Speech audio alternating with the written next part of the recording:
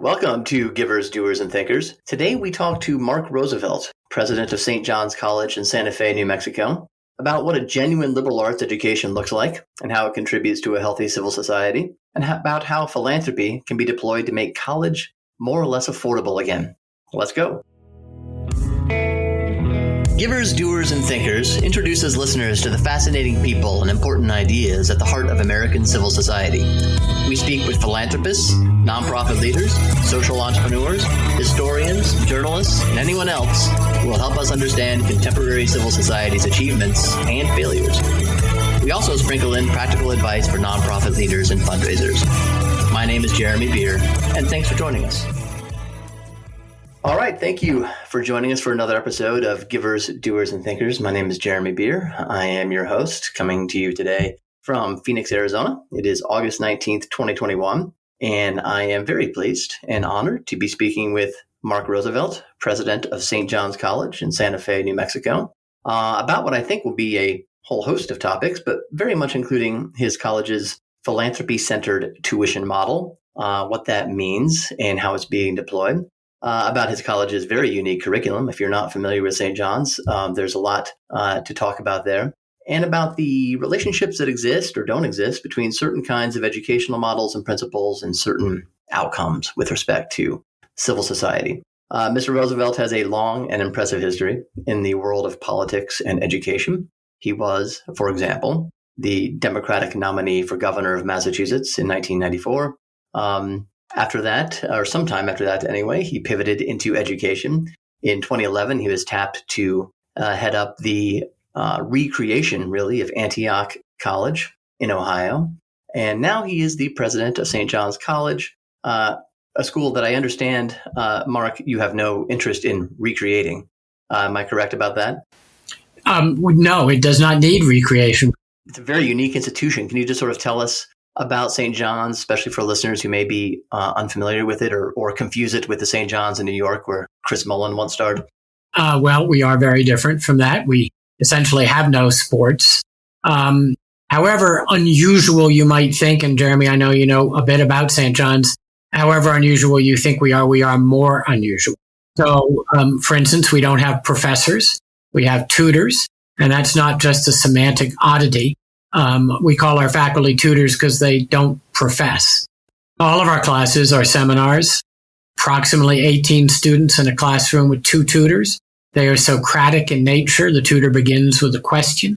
Our curriculum is entirely required, so everybody must take the same materials from freshman year through senior year.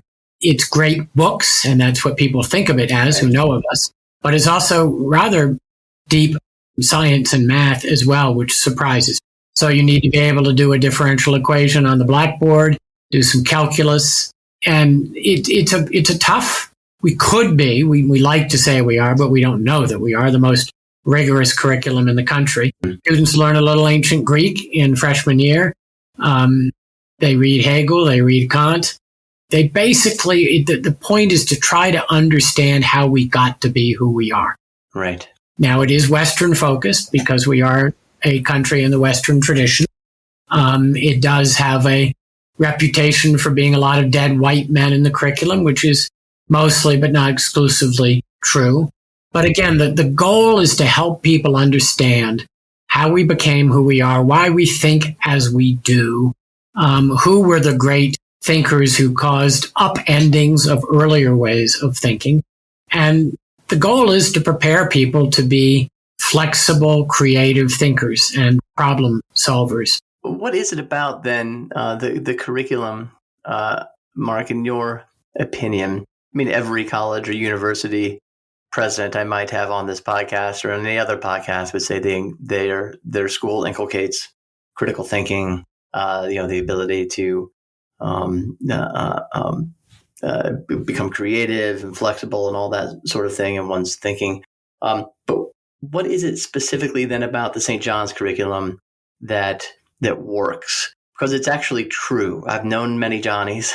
They are, as graduates of the school tend to be called, they tend to be very reflective. I'd say that's the thing that always stands out to me when I'm, and in fact, I can often tell when I'm in a conversation with a Johnny or someone who's gone to some kind of great book school. What's the magic sauce there? Is it a deep engagement with the tradition? Is it that everybody is taking the same curriculum? What do you think it is? Well, first of all, let me just say, Jeremy, because I don't like to be high horsey. Doesn't always work. Students need to embrace what we do. Our goal is to create people able to dialogue across difference and be respectful across difference. I think it is certainly the curriculum that we believe is effective, but it's also the pedagogy. So, for example, a question is just different at St. John's. In a normal college, a question will be some professor lecturing on something who will ask a question to see if the students know what that professor thinks she or he knows. We don't do that. A question at St. John's is an invitation to go on a journey in which there may not even be an answer at the end of that journey. Right. So there's a very different approach to learning, more skeptical, perhaps, that the answers that we have in our world are conclusive. And that's one of the things the curriculum does, is it goes through prior ways of thinking and then goes through thinkers like Galileo or Copernicus who showed that those ways were wrong. And we know now that 50, 100 years from now, some people will show that some of the ways we think about things are wrong. So I like to think it produces a healthy humility. Right. I think liberal arts should produce humility. And that is not something you would think is in large supply in sort of the larger cultural conversation, if we can call it a conversation, which we probably can't today, is a sort of healthy humility or a vulnerability, I guess, intellectual vulnerability. Yeah, no, I like vulnerability. And I really mourn this, Jeremy. I think many of our problems are created by hubris, by thinking we know more than we do. And that's a funny thing about a school that tries to teach a lot. In the end, one of the things I hope students learn is what we know is dwarfed by what we don't know. Well, that would truly be the Socratic conclusion. Yeah. And an important conclusion when dealing with things like climate change, just so, the medical idea of first do no harm, if we applied that to human conduct more broadly, we would be in better shape than we are. Have you thought about this? Does it come up? What's the relationship, at least in your mind, between the sort of education St. John's provides, the sort of outcomes we're talking about, which maybe don't always work, but often work in terms of inculcating a kind of humility and a more being open to vulnerability and one's thinking about what one knows. What's the relationship of that and between that and the health of civil society? And the implied premise here for me is that it's not very healthy, or that its health has been declining, and we have statistics to show this kind of thing. And there are all sorts of factors, material factors, very much among them. But are there factors that stem from the kind of education provided elsewhere that we seem unable to talk to one another across difference, we're less interested in associating with one another outside of certain kind of bubbles? Do you see? Well, how would you characterize the relationship, if there's one at all? Well, first of all, I accept your premise that civil dialogue is in decline and that we are more divided maybe than ever before, and certainly we're more divided than we would like to be. Mm-hmm. I again go back to the pedagogy versus, the lecture format is the primary form of learning in college, right? Right. Someone telling you something, you potentially writing it down or somehow absorbing it, and then being able to spit it out on an exam. That's just not who we are.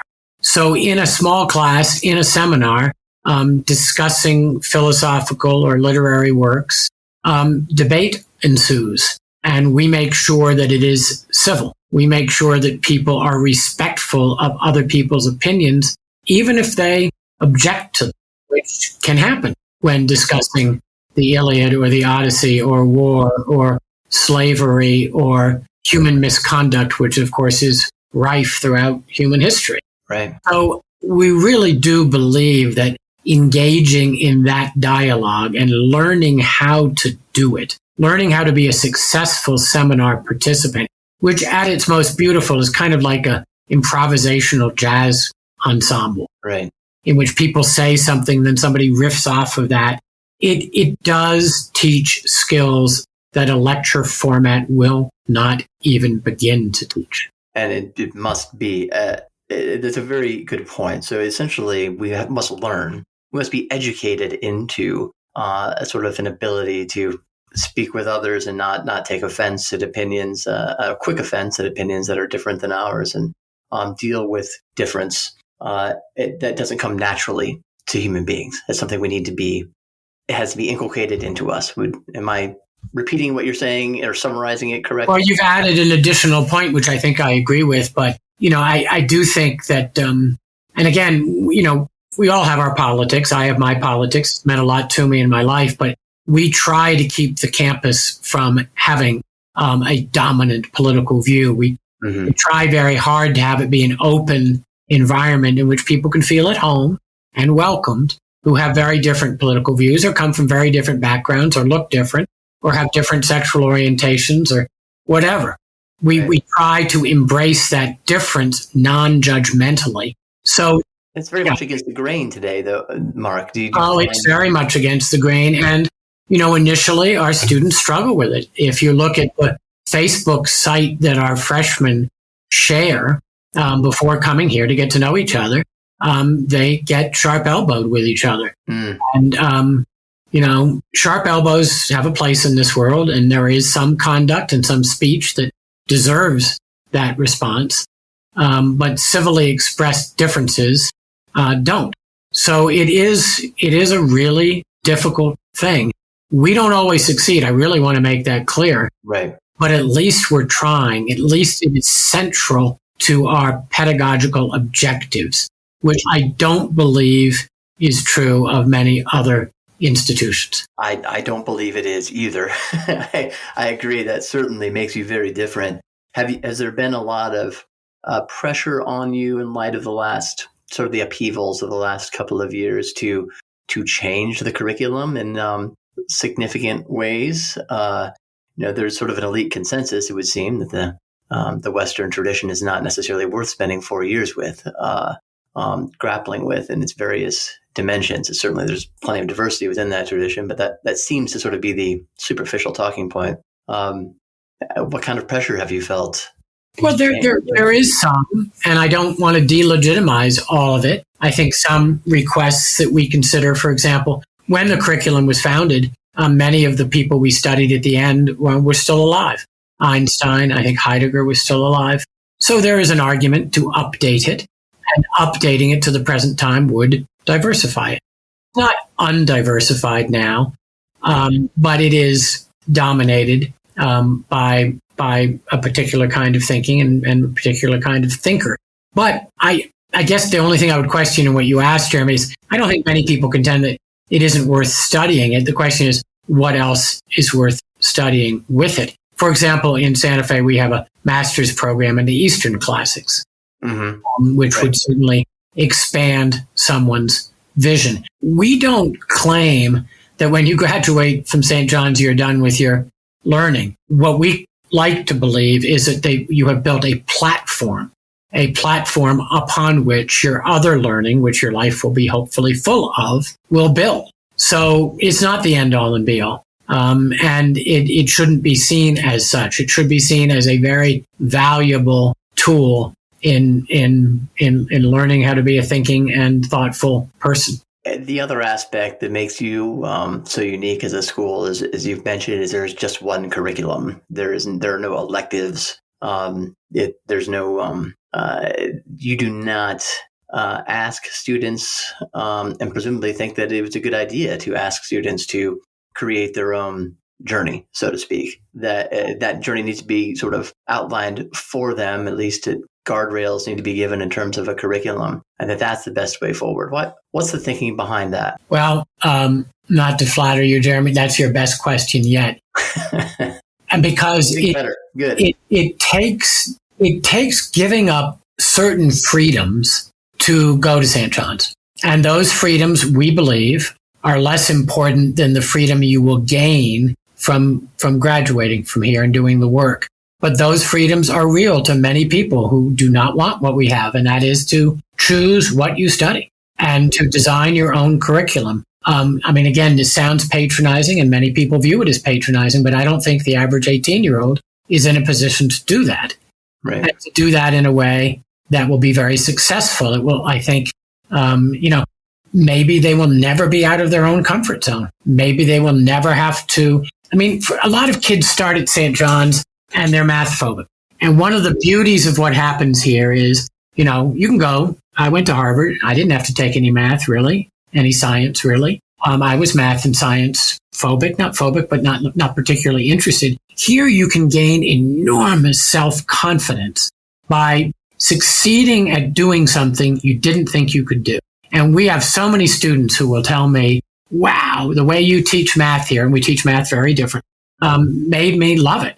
And also empowered me to get over this feeling that I was inadequate in that area of thinking and study and learning. So we take you out of your comfort zone, and that is something that students have to be willing to do. And they have to be willing to accept that they've given up certain freedoms, even though in the end we think they gain a great new freedom, which is the freedom to look critically at things with a base of knowledge that helps them do so in an intelligent way. So that's another against the grain idea you've just articulated. Very much so. And against what, again, we're a small school, right? We have 1,000 students on 2 campuses. And most young people would prefer to have choice.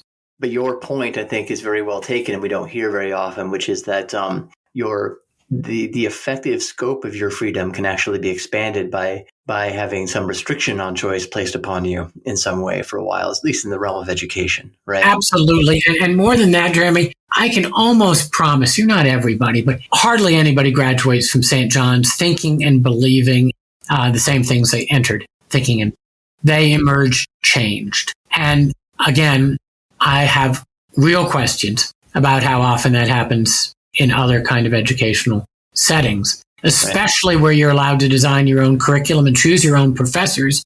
You may just get reiterated to you things you already believe, ways of looking at the world you already embrace, instead of being asked to confront ways of looking at the world that are different from your own. Absolutely. We will be right back with Mark Roosevelt, president of St. John's College in Santa Fe.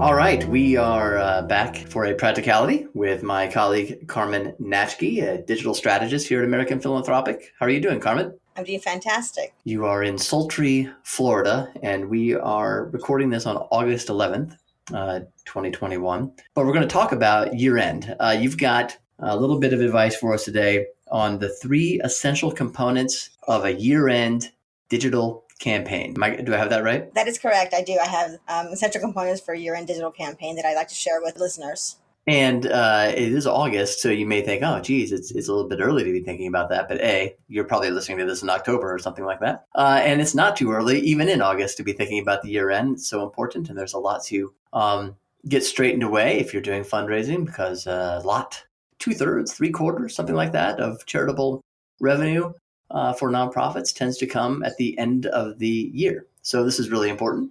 Carmen, tell us, what do you got? What's the first essential component? The first essential component is planning, and touching on what you said about, we're August, and actually I consider July should be the point of kickoff for this, but August means that, you got to catch up quick, and you want to get your planning done. And what you want to do with your planning, this is similar to even non-digital channels. You want to review what was done the prior year, and if you're new to this, if this is your first end of year campaign, you want to look at other organizations have had these similar type of campaigns to get some inspiration. So with the planning, you want to look at the data, you want to set your goals, you want to start defining campaign strategies, which are really, really important, especially with digital, because there's so many different channels to work with and consider. And within that, you also want to look at having a very balanced distribution strategy and content strategy across both paid, which means advertising across digital channels. And when I say that, I say it's like, think of Facebook ads or Google search ads or display ads, or even advertising within an email newsletter from an aligned organization with that is similar to yours in some way. So that's a really good way of niche targeting. Okay, that's good. So, yeah. And as I mentioned before, ideally, you want to start planning in July because the kickoff period, you want to start thinking October. And I know it feels like it's far away, but these things move quickly and you want to have everything in place so it progresses smoothly. So you want to have the kickoff in December. I'm sorry, in October, and you want to wrap everything up in December. And key with these kind of campaigns is that even if the campaign wraps up in December, it's going to be pushed out to January because at that point we want to do thank you and gratitude toward the donors who contributed to the campaign. So that's pretty much the first thing. Planning is the plan. first. You got to plan. That's the first thing. Yes. Right. And the second is it deals with the audience. So the second component that I believe is essential is you want to define and prioritize the donor journey and align that with communications. And what I mean by that is there are several stages and I'm taking a donor from acquisition through cultivation and getting a donation, and then keeping them within that journey and making them basically become repeat donors. So let's take a look at it from the campaign perspective. And I was talking about doing a kickoff in October. So understanding your audience, and that means revisiting the personas. So you want to know who's representative. What have you created a persona that's representative of the different audience segments you have and what their journeys look like? And that means across multi-channel, like are they on Facebook? Are they on Instagram, email? What's the preferred place? And you want to look at it from a multi-touch point of view as well. So for example, in October, the stage that we're going to be targeting is building awareness. So even though our donors already know us or our constituents already know us, it's really important to kind of reintroduce who we are as an organization and get them reacquainted. And then that's the first month, October. In November, you want to inform. What has the organization done? What kind of impact stories are there that you can share with the donors?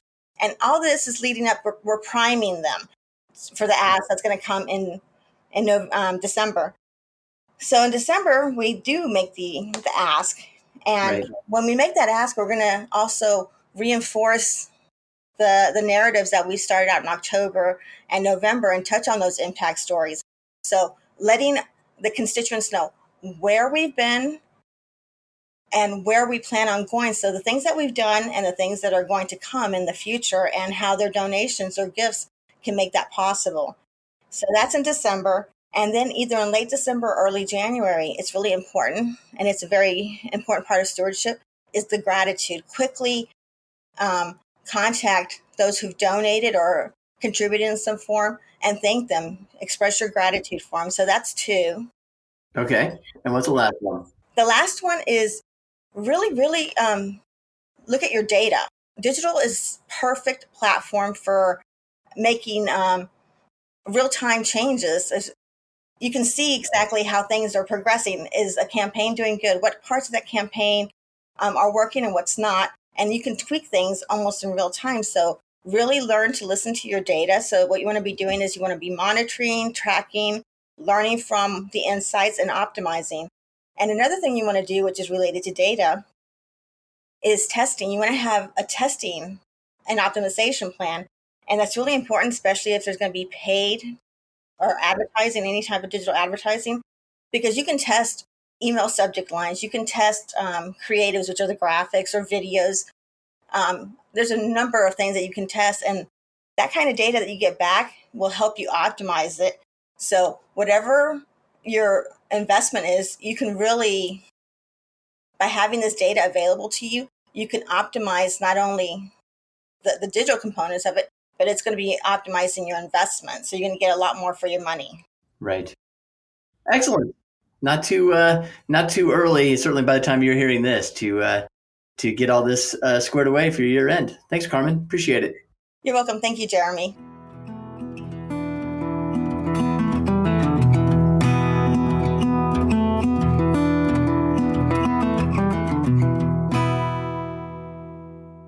All right. We are back and very pleased to be speaking with Mark Roosevelt, president of St. John's College in Santa Fe, New Mexico. Let's sort of dive towards the philanthropy questions now.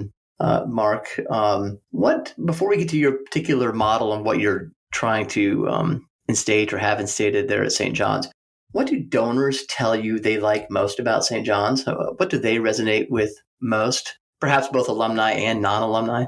I think what we've already been talking about, Jeremy, which is that we promote civil discourse, that we are rigorous, that we demand a great deal of the students. So many studies show that a lot of students emerge from college not having learned very much. That doesn't happen here.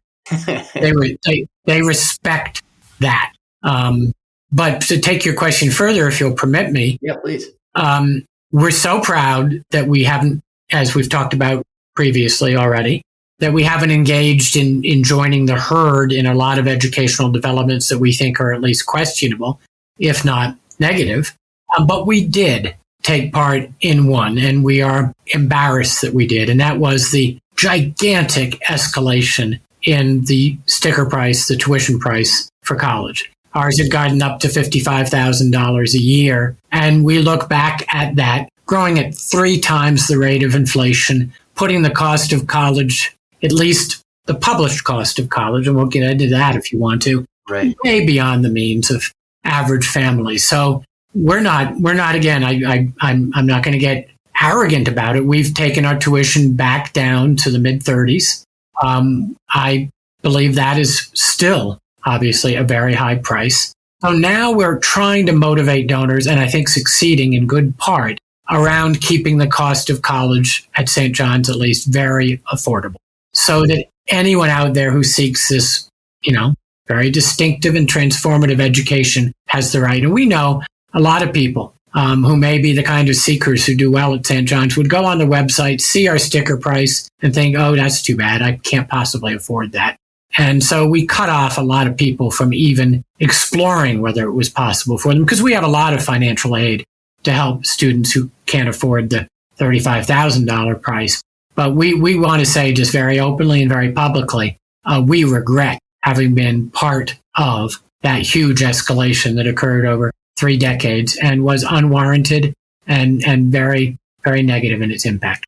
I have a lot of questions to go from there. So let me go back to one first. Do you think because of that decision, as well as the other unique aspects of the college, are you more attractive to non-alumni than many colleges and universities might be as something they might want to support? I think so. And that's because, look, I love small liberal arts colleges, and I don't mean to demean any of them. They add so much richness to American life, but many of them are pretty similar to each other. They may do great things, but they do them very similarly. We are not. So, yeah, I think that a lot of people, I myself, I didn't go to St. John's, but I really value what St. John's does. And I think there are a lot of people in that place. And yes, we welcome their financial support for what we do. And we do get it, I think, I don't have statistics to back it up, Jeremy, but I do think we get it in larger numbers than most. Well, you certainly have a unique value proposition, if we would use the crass sort of business speak about this. And that wouldn't surprise me because so many other colleges are very like one another, just as you said. So another question I would have then is, does this mean, and I don't know the answer to this question, that you are less interested in building up a huge endowment and more interested in using funds right now today to make college more affordable? Or does it not mean that? Does it mean something else? It does not mean that. We actually hope very much to build an endowment that covers perhaps 30 to 40% of our operating costs, thus enabling us to reduce what we seek from students. And let me make one other point, Jeremy. Again, we may be we're in the midst of a capital campaign now. We're raising $300 million, which for a college our size is enormous. We've raised almost $250. But I think we're probably the only capital campaign in America that is not talking about building a new building or starting a new program. Yeah. We don't have any fancy facilities. Neither campus has a swimming pool. We don't have fancy dormitories. We don't have fancy food courts. We have an expensive educational model. 18 students in a room with 2 tutors. And that's what the money raised in this campaign will go to support. So we're different that way, too. That is very different. Does that matter when it comes to applicants? Do you have to fight harder to find kids because you don't have those amenities, or is your unique value prop, to go back to that crass language, enough to attract all the applicants you need? Both your statements are correct. We're so unusual that, finding the students for whom we're the right place is arduous. They're everywhere, but they're not in large quantities anywhere, if that makes any sense. So they come from an enormously wide variety of backgrounds. A lot of people assume that we educate primarily better off kids. We don't. We're 20 to 25% Pell Grant eligible. 98% of our students get some kind of financial aid. So they're seekers. They may not have fit in high school. They may not feel they fit in anywhere. They're looking for some place different, and we are that place. Now, most of those students don't particularly care about the amenities that we don't offer. But, for some, it's sports, for example. We have intramural sports, but we don't have intercollegiate sports. Some students, and quite rightly, know that that's a huge part of what they want from college. So right. We're not the right place. But mostly our students, look, I'm in Santa Fe right now as I talk to you, Jeremy, and I'm looking out a window at like an incredibly beautiful campus. Yeah. It's incredibly beautiful, but it ain't fancy. Yeah, exactly. Santa Fe, it certainly has its own attractiveness, and so does Annapolis for that matter. And you do have unique intramural sports or maybe even unofficial sort of activities that happen on campuses. I'm just going from my own knowledge and maybe half knowledge now, but there's a croquet on the Annapolis campus, yep. Right? A series against the Naval Academy. It's some people find it odd, but it's really a great pleasure to a lot of Johnnies. There's a big tradition of croquet in Annapolis, and an annual match against the Naval Academy is a big event. And in Santa Fe, is that there's some sort of wild game of, I can't remember the name of some tradition, something ball or something like that the students engage in? Maybe. Well, there have been a lot of unusual activities. They're dead now, yeah. Student-centered. Archery is very big here right now, but it's because there's a group of students that really love it. But we have we have volleyball and we have basketball, but right. It's intramural. We haven't used the word, and I'm sure it's probably intentional on your part, but I'm going to go ahead and use the word classical to describe the kind of education that St. John's provides. Certainly, there's a familial resemblance to what you do and the sort of classical education that is really taking off, and at least in a small way in the United States. I've seen some statistics on this about, 1 million or so students now in charter schools, private schools, home schools, studying a curriculum not entirely unlike what one gets at St. John's, very great text focused, great book focused. Yeah. Do you regard yourselves as related to that movement, as supportive of it, as not supportive of it, or not related at all? Does that even come up? I think we're related, and I think we're supportive. We don't do it with a bent. For instance, there's a college very much like us, Thomas Aquinas, right, and they modeled their curriculum after ours, but they begin and end with an answer, and that answer is God or religion. Right. So there are various different ways of approaching the classical tradition. Ours, again, is one of those ways. Thomas Aquinas is another of those ways. We honor all such approaches. We're obviously particularly dedicated to ours. So we're part of that movement, if you will. I don't think it's a huge movement, but I think it's an important one. I think it's an attractive one. And we do often provide education in how we do what we do to schools, high schools, seeking to emulate it. So we'll send tutors out who will help folks study our curriculum, but more than just that, study how our curriculum is taught. That's a great, that's a good, that leads me to another question. Is that something you would like to see or even actively promote even more than what you just said in the future, of trying to push down into high school and even below the kind of model you employ? Like, would you, presumably your students would come even more prepared for what they find at St. John's if they encountered some kind of similar pedagogy at the high school level or even earlier. Yeah, and honestly, Jeremy, some of our students initially struggle in graduate school because it's a return to the form of education that they left behind. Right. So yes, I do believe, and again, just speaking for myself, I'm a big believer in the pedagogy of seminar and the Socratic method. I believe that the lecture format has its uses, but I do believe that schools that primarily rely on the lecture would gain from adding more small classes, seminar-style discussions. I think that would be an added. I mean, again, I went to Harvard, and you can get an education at Harvard. You can get a very good education at Harvard, but you can also get out of Harvard having learned very little at all. You can be in lecture classes, not having done your reading. No one will notice. You can be checked out. No one will notice. And that's just the reality of it.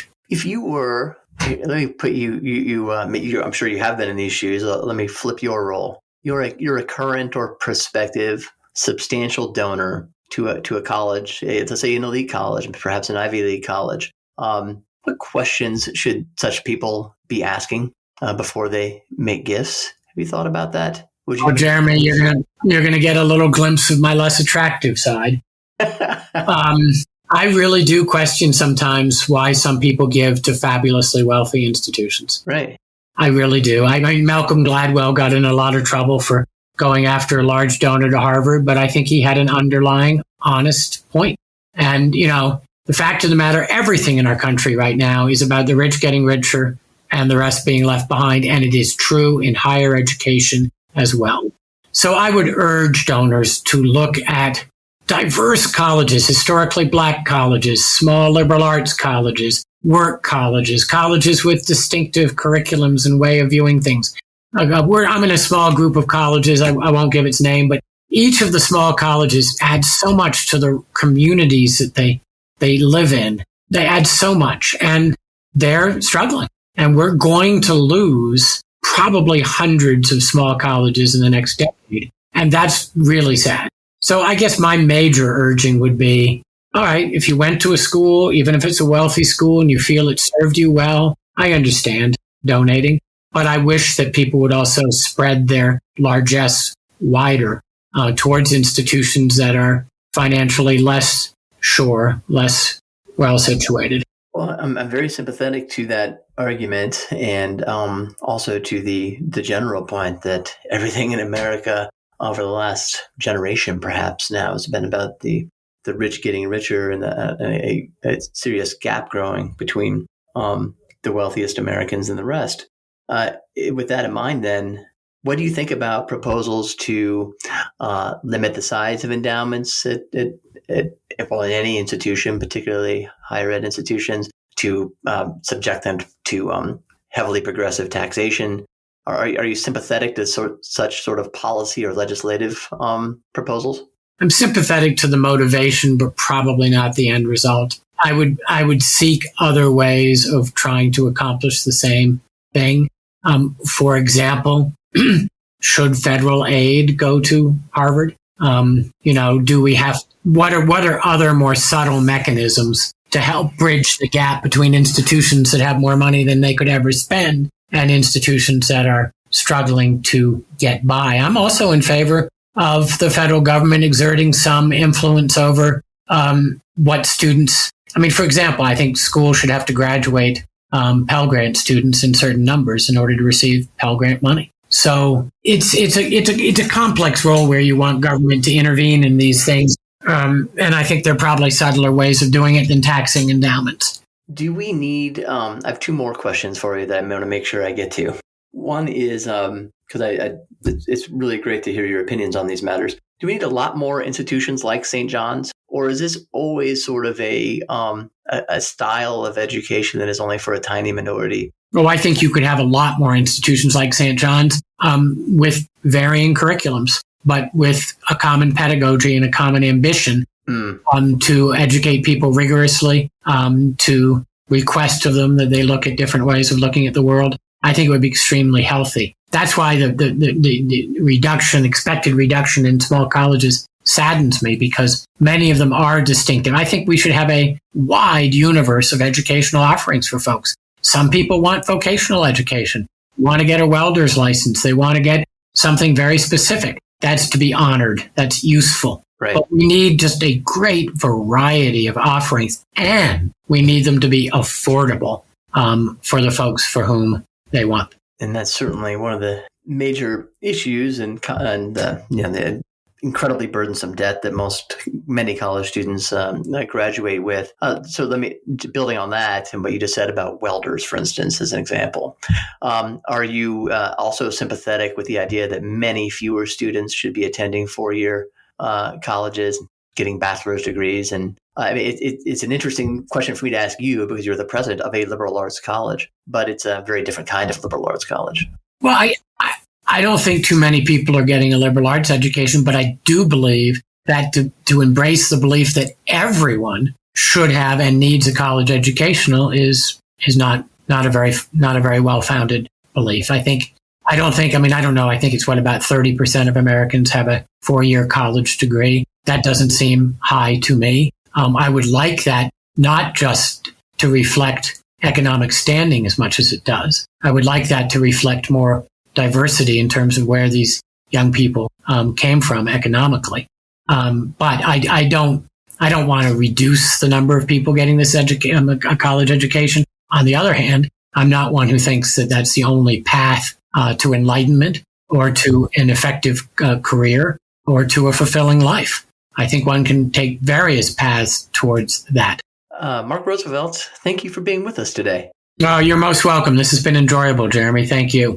Where can people find out more about St. John's College and especially how to support the school? Go to the website, please, and contact us. We're happy to have discussions with anybody interested in what we do, either because they would like to support it or they know someone they think would benefit from going here. And we have graduate programs, and those graduate programs are taken by people of all ages who have gotten to a point in their life in which they'd like to step back and immerse themselves in these fundamental questions. Well, it's a wonderful education. It's a wonderful model, and I'm really grateful for you taking the time to be with us. Thank you, Jeremy.